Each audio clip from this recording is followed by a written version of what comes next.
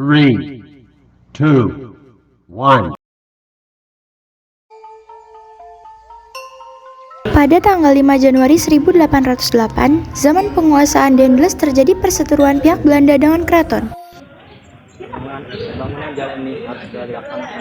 Dari Tangerang sampai Panarukan harus segera dilaksanakan. Tidak mau tahu, bukakan akses pembangunan jalan ini. Tidak bisa sebelum ada persetujuan dari kami. Tapi jalur ini yang saya mau. Kedua belah pihak sama-sama bersikeras mempertahankan. Dan Tata, adikku akan memperlancar sistem demokrasi kita. Bagaimana mungkin? Betul. Bagaimana mungkin di usia yang begitu muda, Sri Sultan Hamengkubuwono V bisa memimpin kerajaan kita? Pada tahun 1832 datanglah Residen Belanda Smitherd. Hentikan sementara posisi adik balita Sri Sultan. Setelah ia tumbuh dewasa, akan saya kembalikan. Dengan begitu, rakyat pasti akan terjamin. Baiklah, masih ada harapan dari pihak keraton untuk memimpin. Ia adalah wali dari Pakualam. Ia adalah Diponegoro. Bagaimana bisa seperti itu? Saya sudah memberikan tugas yang sebesar itu, masih Anda tolak? Baik, jika itu tujuannya untuk mensejahterakan rakyat. Kepemimpinan Smitherd membuat rakyat menderita. Muncullah seorang bangsawan putra dari Hamengkubuwono III bernama Raden Mas Ontowiryo atau Pangeran Diponegoro. Pangeran Diponegoro ini tidak puas melihat penderitaan rakyat karena kekejaman dan kelicikan Belanda. Mulailah Pangeran Diponegoro menentang dominasi Belanda. Bagaimana kita bisa makan? Untuk berdiri pun kita tak kuat menahan pedih. Kejam sekali.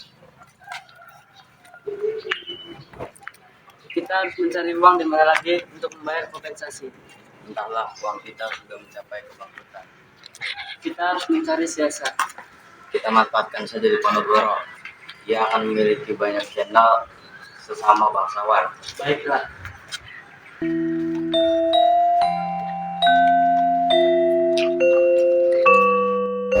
Datanglah pihak keraton ke kediaman Diponegoro dan memohon meminjami pihak keraton sejumlah uang untuk membayar kompensasi. Saya akan usahakan. Insyaallah dijalan. Baiklah. Kemudian, Pangeran Diponegoro meminjam uang dari Kapten Tionghoa. Smitherd berhasil menipu kedua wali sultan untuk meluluskan kompensasi yang diminta oleh Nahuis atas perkebunan di Bedoyo, sehingga membuat Diponegoro memutuskan hubungannya dengan keraton. Diponegoro sangat membenci perlakuan dan penguasaan Belanda di Nusantara.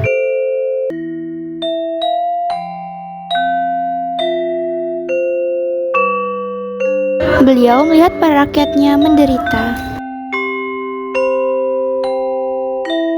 Kalian bersedia bersama dengan Belanda dengan memberikan kompensasi tanah. Dengan memberikan kompensasi tanah, Belanda bersedia mengurusi semua tanah kita. Ya, benar kata Patih Danurejo. Pihak Belanda menguntungkan bagi kita. Jika kalian juga bersama dengan Belanda, apa yang kalian lakukan itu membuat rakyat sengsara dan uang keraton menjadi bangkrut dengan kompensasi tersebut. Tapi ini menguntungkan bagi kita. Memang apa saja keuntungan yang kalian dapat dari Belanda? Banyak sekali. Tidak bisa kami sebutkan satu persatu. Intinya kami akan tetap bekerja sama dengan pihak Belanda.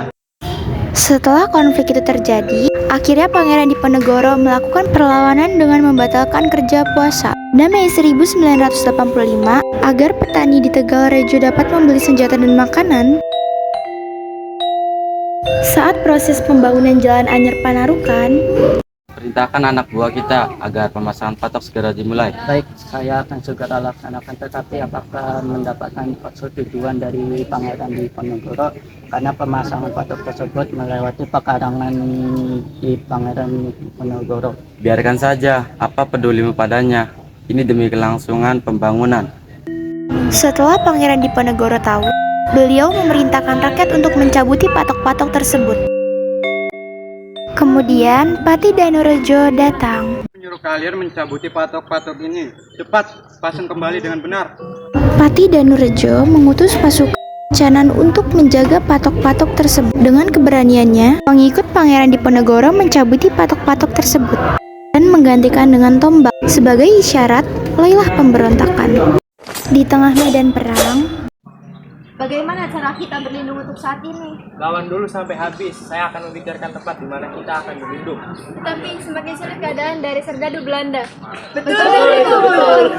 Setelah Pangeran Diponegoro mempertimbangkan, beliau telah memutuskan agar pasukannya berlindung ke arah Bukit Selarung. Mari kita buat benteng pertahanan buat Selarong di sana. Ya Tuan, akan kami laksanakan demi perjuangan kita. Kemudian Pangeran Diponegoro menyusun siasat perang merencanakan untuk menyerang Keraton Yogyakarta dengan mengisolasi pasukan Belanda. Sebagai pemimpin Pangeran Diponegoro, didampingi oleh Pangeran Mangkubumi Alibasya Sentot dan Kiai Maja sebagai pengawas spiritual dalam perang ini. Perang ini semakin meluas, hampir di seluruh Jawa. Kuatkan pasukan kita untuk menyerang Diponegoro dan kirim letkol segera. Tetapi kita harus benar-benar memperkuat prajurit kita. Bagaimana kalau kita meminta bantuan pada pasukan yang ada di Sumatera Barat? Lakukan saja yang menurutmu terbaik. Belanda menghancurkan pos-pos pertahanan pasukan Diponegoro. Kemudian, pos Diponegoro dari Gua Selarung dipindahkan ke Deks oleh pimpinan Alibasya Sentot. Alibasya Sentot berhasil mengalahkan Belanda di daerah bagian barat. Dan pasukan Diponegoro pun dapat mendapatkan kemenangan. Bagaimana kalian ini menghadapi Diponegoro saja tidak becus? Kalau begini, kita kalah dalam perang. Tetapi kita telah menjalankan siasat yang telah disusun. Alasan, saya akan membuat benteng sel-sel. Baik. Pada tahun 1827, perlawanan Diponegoro berhasil dikalahkan oleh Belanda.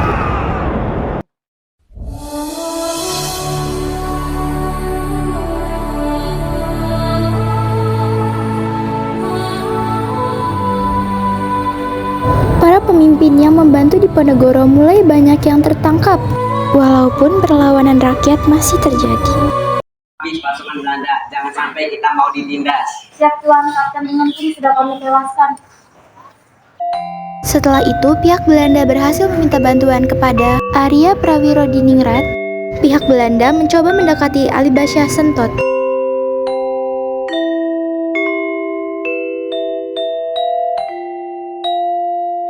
Untuk berunding, tetapi ia selalu menolak.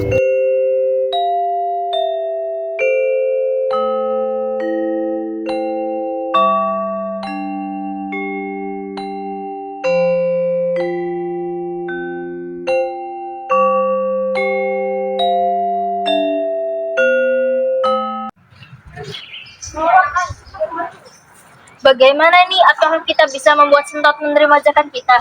Apakah kita bisa meminta bantuan kepada Arya Prawiro Diningrat? Mungkin kita bisa meminta bantuan kepadanya.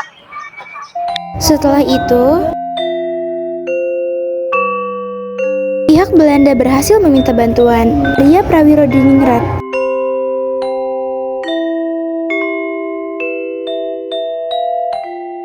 Tidak terima saja pembinaan yang diadakan oleh Belanda. Untuk apa? Belanda itu musuh kita. Yang kudengar pihak Belanda mengadakan pembinaan dengan memberikan banyak keuntungan. Alibasya Sentot pun menerima ajakan berunding.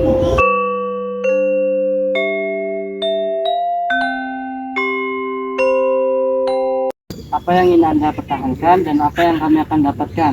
Biarkanlah aku dan pasukan Diponegoro di jalan Allah dan jangan cegah aku untuk melepas sorban ini.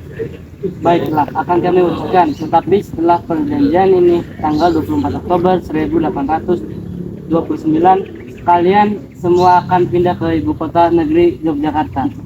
Kemudian ditandatanganilah perjanjian Imogiri antara Alibasya Sentot dengan pihak Belanda. Penyerahan diri atau tertangkapnya para pemimpin pengikut Diponegoro merupakan pukulan terberat bagi perjuangan Pangeran Diponegoro.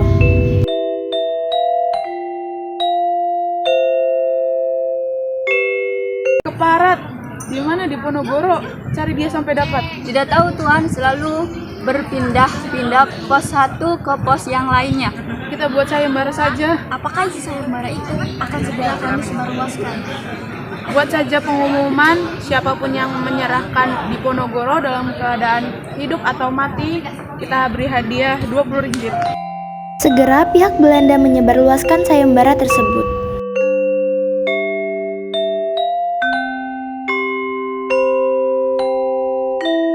Tetapi tidak ada satupun yang tertarik.